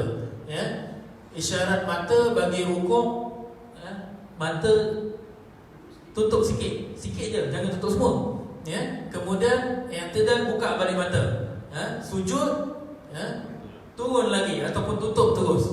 Itu semua adalah isyarat nak menunjukkan kepada solatnya. Kalau sampailah satu tahap isyarat mata pun tak boleh, akhirnya isyarat hati saja. Pada waktu dan ketika itu Allah dah tarik dah nikmat daripada kita. Kita dah tak boleh bergerak dah, tapi hati kita masih lagi boleh berkata-kata. Kita masih lagi Islam, kita masih lagi baligh, kita masih lagi berakal, tidak haid dan nifas. Waktu tu tak boleh buat apa-apa dah. Kita nak bercakap, nak suruh orang wuduk kat kita tak boleh dah. Tapi syarat-syarat tu masih lagi ada. Solat macam biasa, walaupun di dalam hati. Siapa yang nak terima solat kita? Allah Subhanahu Wa Taala. Okey. Ini contoh tuan-tuan dan puan-puan, ini berkait dengan ortopedik juga ni. Spine injury, kepala, dekat kepala tu ada besi. Jadi pesakit yang macam ni dia tak boleh, kepala dia tak boleh bergerak kepala dia tak boleh bergerak. Jadi macam mana dia nak solat dalam keadaan yang macam ini? Maka dia perlu kepada solat berbaring. Okey. Saya rasa penerangan berkaitan dengan solat itu dah sampai di penghujung. Mari kita tengok sikit apa ni senario case. Tuan-tuan dan puan-puan, kalau kepala dipasang dengan besi yang macam ini, macam mana kita nak solat dan macam mana kita nak wuduk? Apa nama dia ni, Mr. Hollow face. Hollow face. Saya dah biasa tanya, saya lupa dah. Hollow face. Dalam keadaan macam ni masih lagi boleh berwuduk macam biasa. Cuma orang yang macam ni dia tak boleh nak buat apa, dia kena tegak sahaja. Tak boleh yang dia tak boleh pusing langsung. Pusingnya habis masalah. Pening kepala doktor nanti. Jadi orang yang macam ni solat dia tegak saja. Dia tak boleh nak tunduk, nak buat isyarat untuk rukuk dan sebagainya. Jadi gerakkan mata. Jadi tuan-tuan dan puan, sebenarnya buat solat ketika sakit ini mudah. Ikut kepada kemampuan kita.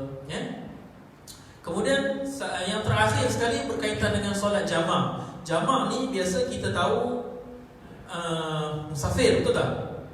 Tapi tahu tak tuan-tuan dan puan-puan, kalau kita sakit kita boleh jamak. Tetapi ada syarat dia. Pada waktu dan ketika yang sangat-sangat sukar untuk melaksanakan solat. Dan ada juga kita sebut jamak suri. Jamak suri ni kita merapatkan dua waktu. Zuhur dan asar. Kita solat zuhur di penghujung waktu zuhur, kemudian kita solat asar di awal waktu asar. Sebab apa? Sebab kita nak solat dua waktu dengan hanya satu wuduk sahaja. Tapi kalau jamak yang kita boleh jamakkan dua solat pada satu waktu, boleh juga kalau sakit. Tapi kita kena tengok kepada keadaan kita tu macam mana. Kalau kita nak ambil wuduk saja, orang yang nak ambil wuduk kita tu saja ambil masa 15 minit nak wudukkan kita. Kemudian kita nak solat 4 rakaat, lebih daripada 10 minit kita solat. Ataupun 15 minit ke. Orang yang macam ini boleh jamak. boleh jamak, sehinggalah keadaan yang hilang kesukaran daripada dia, maka dia kena solat pada waktunya. Ya. Okey. Jadi ini dalil daripada Rasulullah SAW. Rasulullah pernah melaksanakan solat pada ketika itu beliau tidak bukan dalam keadaan perang ataupun musafir, tapi ada sebabnya. Okey, ini yang CBD tadi, urine bag, colostomy bag. Colostomy bag tu solat macam biasa juga. Stoma bag yang melekat di perut kita ni. Ada satu keadaan ketika biasa orang yang kena kanser, dia kena pakai colostomy bag ni. Kanser usus, kanser usus. Jadi dia tak boleh buang air besar macam orang biasa, makcik-makcik. Dia tak terasa nak berak, tiba-tiba terkeluar. Orang yang macam ni, dia bila dia ambil wuduk, tiba-tiba terkeluar. Yang nak buat macam mana? Teruskan ambil wuduk macam biasa. Kemudian tengah-tengah solat terkeluar najis. Nak buat macam mana? Adakah nak berhenti? Tak payah, teruskan solat macam biasa. Cumanya kalau ada kemampuan, boleh dikosongkan stoma bag itu. Tapi kalaulah nak mengosongkan stoma bag itu menjadi satu kepayahan, kesusahan, tak perlu. Sebab apa? Sebab dia diibaratkan juga sebagai kita punya usus kita, tempat menyimpan najis kita. Seolah-olah macam duduk, dia dah sekali dah dengan badan kita. Yang ini berkaitan dengan istihadah, turun air dan keluar tanda bagi orang perempuan yang hamil. Perempuan yang mana yang nak bersalin tapi belum bersalin, masih lagi wajib solat. Walaupun dah terkeluar air, air ketuban, darah dah mengalir dah, tapi belum lagi melahirkan anak, masih lagi wajib solat. Apa yang berlaku pada masyarakat kita sebelum ini? Keluar saja darah, dah tak solat dah. Keluar saja air, dah tak solat dah. Jadi bila berlaku keadaan-keadaan yang macam ni, orang perempuan sekarang dia ada pad yang besar punya tu. Bukan yang kecil, yang besar punya tu. Lapik, setelah dibersihkan, dilapik, kemudian ambil wuduk macam biasa, solat macam biasa. Sekiranya keluar darah, maka dimaafkan, terus solat macam biasa.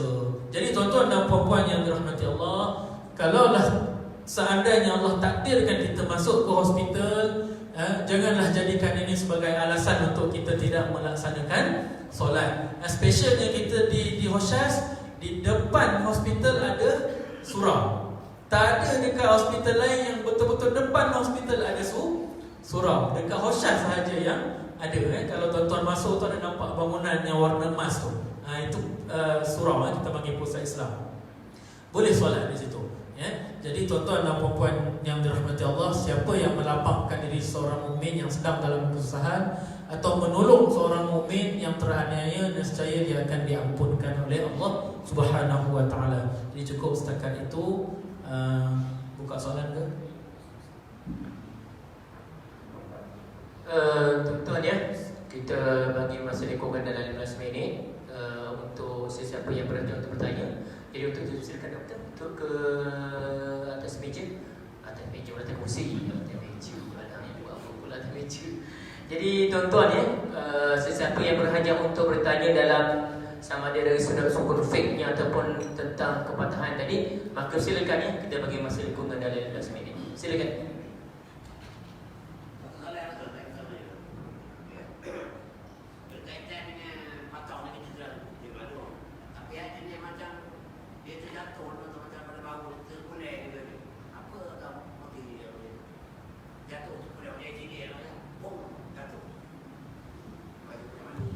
Jatuh tak diangkat ke? Bukan accident. Accident lah.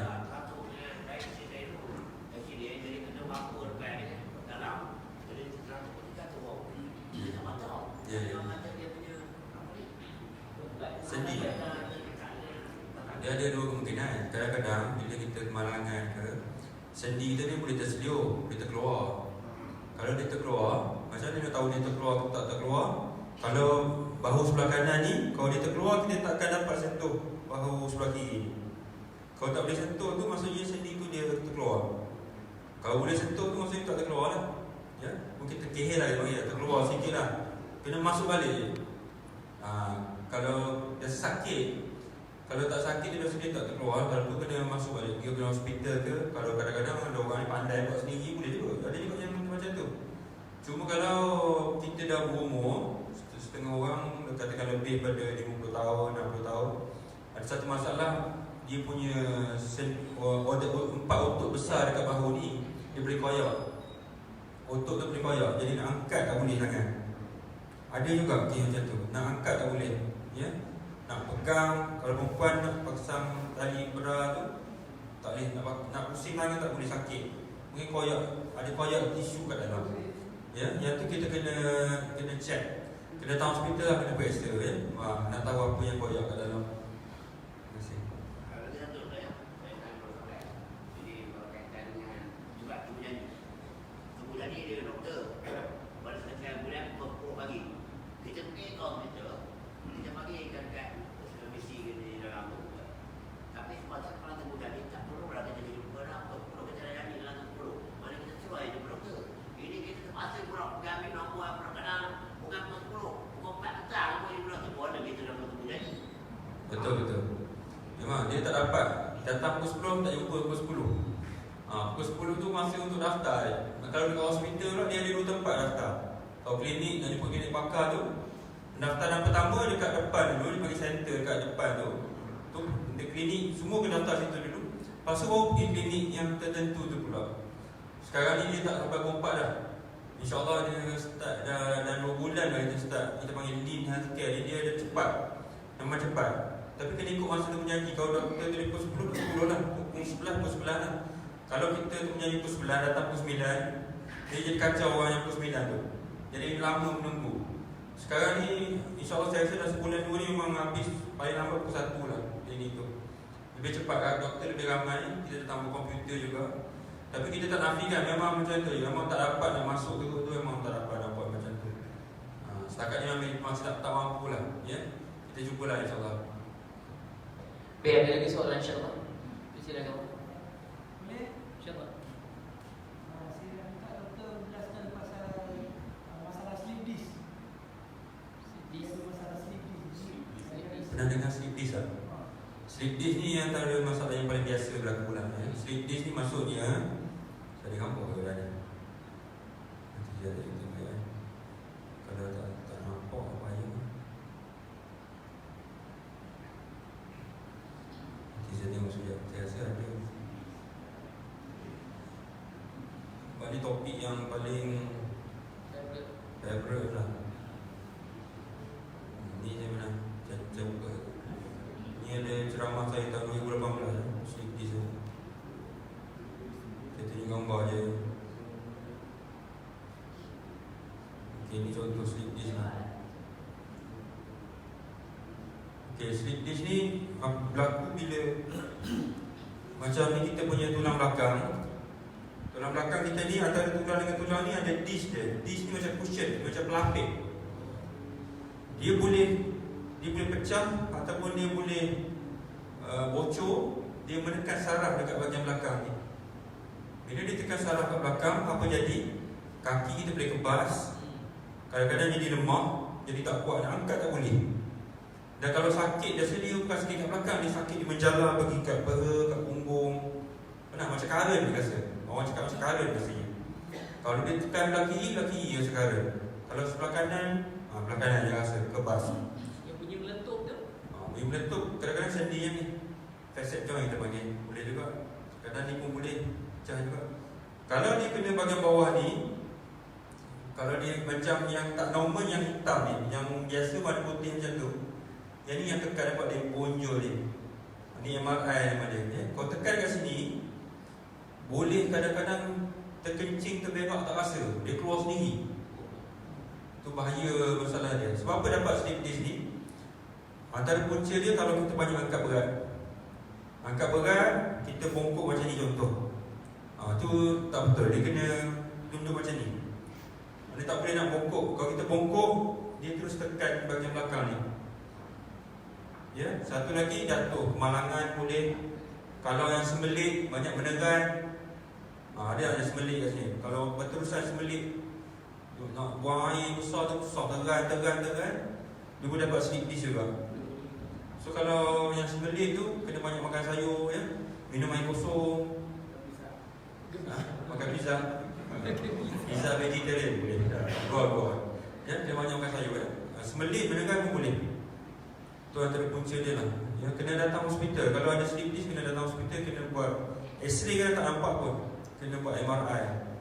Tak semestinya perlukan pembedahan. Biasa boleh buat fizioterapi dulu. Pembedahan yang terakhir lah biasanya. Kalau perlu saja, tak semestinya buat. Okay. Satu lagi doktor, amalan bila kita bergunting rambut kan yang pusingkan kepala. Saya selalu kena macam tu, tapi sedap pula. Ini macam mana? Tak boleh penjelasan sikit. Okey, saya bulan lepas nak pergi gunting pun dia offer lah. Tapi biasanya yang macam mama kan, ataupun yang India, dia panggil crack. Macam tangan pun bunyi pecah-pecah kan, dia buat bunyi meletup tu. Kalau orang dah biasa buat, sebenarnya tak adalah. Dia kata tak bahaya, saya tak berani nak cakap sebenarnya. Sebab sendi tu semua tu sebenarnya. Ada satu kes di Shah Alam, lumpuh tahun lepas. Maksudnya dia doktor tu dekat general Shah Alam, maksudnya Shah Alam. Tapi masalah dia sebab tulang tengkuk dia tu dia tak normal. Memang tulang tengkuk tu dah fuse, dia dah cantum, dia pergi pusing. So kena saraf dekat tengkuk, saraf tunjang, so lumpuh. Jadi kalau saya bagi tahu kat dia, saya tak nak pusing. Saya tak berani lah nak kata selamat tu. Memang sedap, saya tahu. Kadang-kadang saya pun pusing sedap juga. Tapi tengkuk saya tak berani nak cakap lah. Mana orang lain yang pusingkan kan. Dia main kerak, saya pun tak apa nak berani kan. So tak dapat menjawab soalan tu. Tapi saya tak cadangkan lah. Macam tu. Biar ada soalan lagi, ada 5 minit. InsyaAllah. Pasal ada tulang lebih ni. Tulang lebih? Dekat mana tulang lebih tu? Oh. Itu saya dapat tahu mana saya dapat tahu dari doktor juga lah kan. Doktor dalam berapa juta ni memang mungkin ada juga orang macam tu. Tulang lebih ni biasanya doktor akan sebut tulang tumbuh atau tulang lebih. Dia macam ni doktor. Demo ni buka baju ni.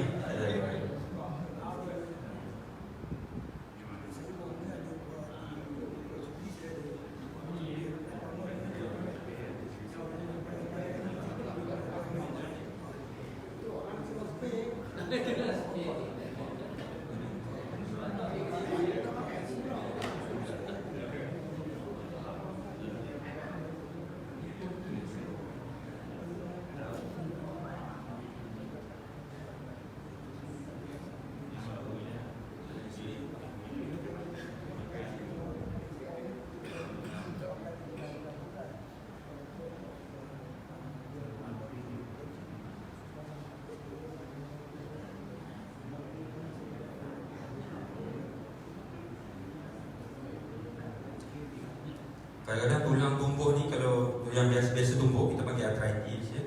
Osteoarthritis atau dekat lutut lah biasanya dia ada tulang tumbuh kan.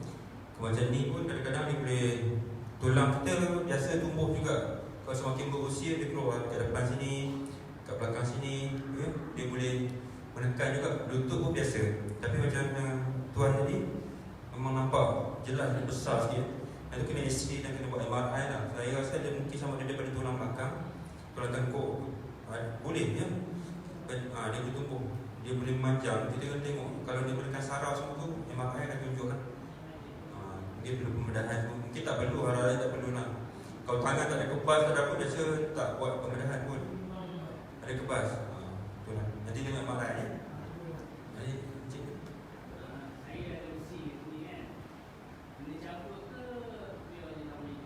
Okey.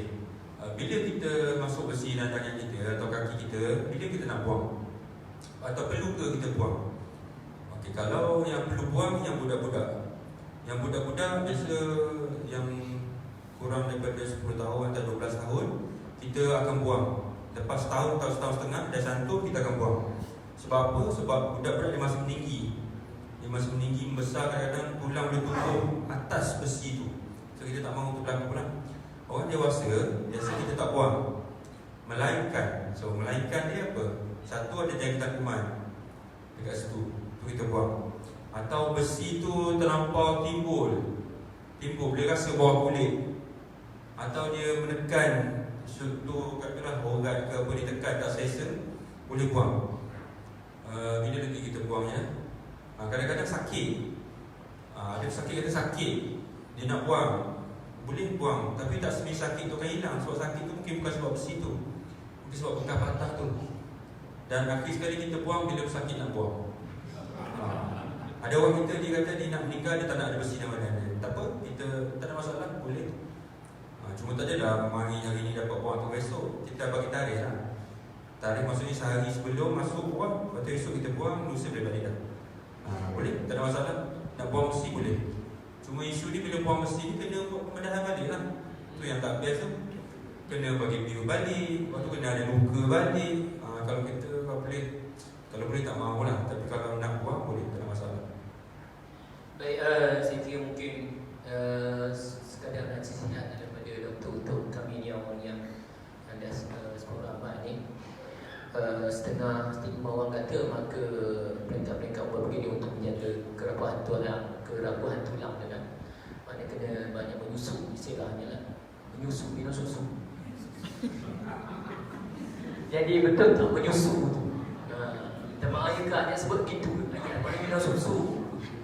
Pakai botol ke? Jadi minta doktor penjelasan yang terakhir. Saya ingat budak-budak ni menyusu. Ya.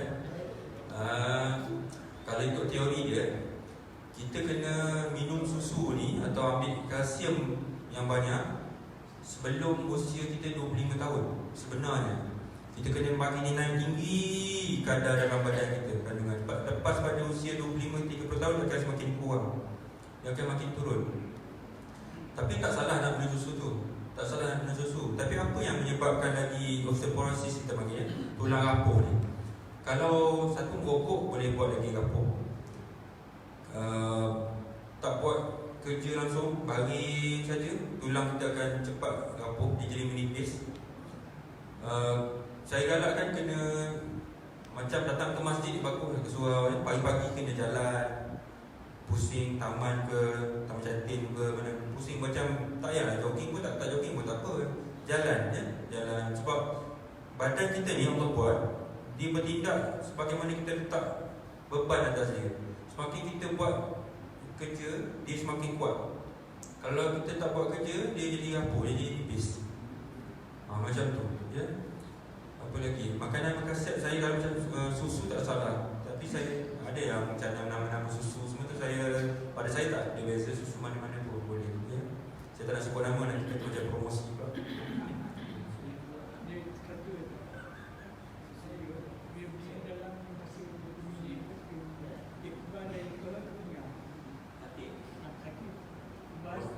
Boleh jalan lama? Boleh jalan? Okey. Ada masalah. Ya, ni masalah sebab kita manusia. Bila kita manusia, kita semakin menua, kita tak semakin muda. Okey, bila kita semakin berusia, apa jadi? Ni masalah pakcik ni, tuan. Kita panggil spinal stenosis. Tapi saya tak kisah lagi ni. Ni setakat macam meneka sajalah. Sebab masalah ni biasa. Maksudnya kalau ada siapa kat sini, kita berdiri dah 20 minit, lepas tu sakit pinggang, sakit kaki. Atau nak berjalan dari sini sampai ke sana tu, dah kena cari kursi je. Nak cari kursi, nak kena duduk baru boleh lega. Dah lega tu baru boleh bangun balik, jalan balik. Itu masalah spinal stenosis maksudnya. Maksudnya ada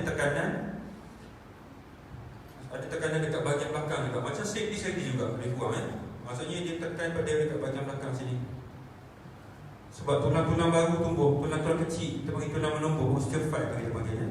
Dia menekan saraf. Yang tu pun kena buat MRI. Tuan, kalau perlu semakin teruk kita kena tengok berapa banyak, berapa teruk dia tekan saraf tu. Yang tak best ni bila, yelah, dia kadang-kadang kalau teruk sangat perlukan pembedahan. Pembenahan tu yang kadang-kadang kita tak berapa best tu, ya. Tapi tak wajib lah. Maksudnya kita scan, tengok, kita bincang balik. Perlu teruk sangat ke, tak teruk sangat ke, ya. Masalah tekanan pada saraf lah. Satu lagi, bekalan darah pada kaki. Kadang-kadang kebas kaki. Kalau bersila lama ni, kadang-kadang kaki kebas. Dua punca, satu ditekan saraf bagi sciatic nerve dekat punggung. Satu lagi sebab kita bengkok kaki ni, salur darah kita pun dia slow berdarah ke kaki. Boleh juga, ya. Dua sebab. Boleh cuba terapi dulu. Datang hospital jadi kita bagi surat rujukan. Jadi saya kira sekadar itu yang dapat kita bincangkan pada malam ini. Memang tak cukup masa, ya. Sebab kita duduk dah lama. Jadi dah lama banyak penyakit. Ya. Ada satu soalan lagi, ya kakak. Ya.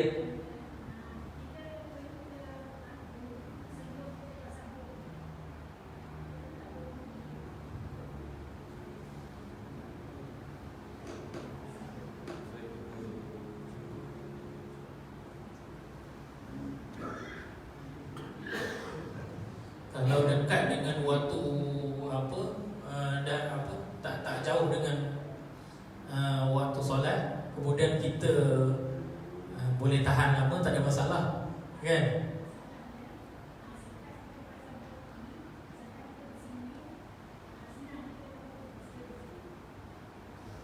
Dan soalan ini Ustaz, soalan dia sebelum dia simen, dia nak berwuduk dulu, itu je.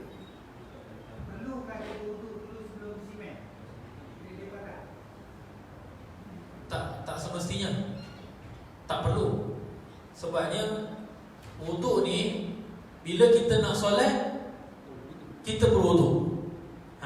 Dia bukan kena ambil wuduk dulu baru simen, ya. Kemudian kalau tak ambil wuduk, kita nak ambil wuduk yang kemudian selepas dari simen dia jadi tak sah. Tak, bukan macam tu, ya. Kita berwuduk apabila kita nak melaksanakan solat, ya. Jadi kalau ada orang kata ambil wuduk dulu sebelum pasang simen, ya. Selepas daripada tu, kalau lah kata tak ambil wuduk disebabkan tak ambil wuduk sebelum pasang simen tu, maka wuduk yang selepas daripada itu jadi tak sah. Itu tak betul, ya. Maknanya kita berwuduk apabila kita nak melaksanakan solat, ya. Dan doktor pun dah tentu dah sebelum nak pasang simen tu pun doktor dah pastikan dah bersih elok, ya, anggota yang nak disimenkan, ya.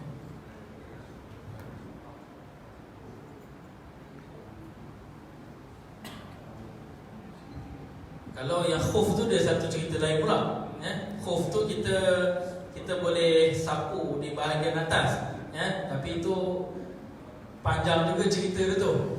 Panjang juga cerita dia tu. Kalau nak ni kena Ustaz mana kena panggil lagi lah. Yeah. Saya kira sekadar itu dulu, ya tuan-tuan, ya. InsyaAllah ada kelapangan, ada masa, mungkin kita akan jemput lagi. Banyak lagi cerita kita ni. Soibul gaut ramai ni. Penyakit gaut nak ambil cerita lagi. Jadi banyak benda yang insyaAllah kita bagi ruang pertama untuk kali ini. Maknanya 1 jam setengah tu tak memadai, tuan-tuan. Jadi sekadar sebagai kita mesti bukan sekadar penyelesaian masalah, sekadar pembuka minda saja, tuan-tuan. Bermakna kalau nak rujuk masalah maka jumpa dengan doktor lah. Dan betul juga apa yang telah dijelaskan Al-Fadhil Ustaz Hafiz tadi sebagai satu penerangan yang mudah bagi kita yang dalam keadaan yang sahibul jabirah ini, tuan-tuan, untuk mendirikan solat. Banyak pandangan-pandangan. Kalau selama ini saya terang hanya mengikut pandangan Syafi'i, tetapi bila mana Ustaz telah jelaskan tentang berbagai-bagai pandangan, maka sebenarnya rukhsah tu memang nyata dan jelas. Jadi terima kasih sekali lagi pada yang berbahagia doktor dan juga Al-Fadhil Ustaz, ya, kerana sangat meluangkan masa untuk kita pada malam ini, ya, dalam masa 1 jam hampir 2 jam gini. Dengan kekangan masa, ya, kita pun dalam keadaan sejuk pun, walaupun nak kecil sangat, tahan juga, ya tuan-tuan, kan. Sebab nak dengar, tahan juga daripada bekerja dan tandas, kerana rasa keperluan yang sangat mendasar untuk diri kita. Jadi sekali lagi majlis merakam kehadiran, terima kasih yang telah terhingga. Dan kalau ada peluang lagi Dr. Irfan Ustaz, maknanya kalau kita jumpa rasa tolong buatkan masa lah ya. Ramai sangat yang memerlukan ilmu-ilmu yang bersangkutan dengan kehidupan kesihatan ni. Jadi terima kasih sekali lagi kepada tuan-tuan yang dah sedia untuk bersama-sama dengan majlis ini. Maka untuk itu kita tutup sama-sama majlis ini dengan membaca surah Al-Asr. Bismillahirrahmanirrahim.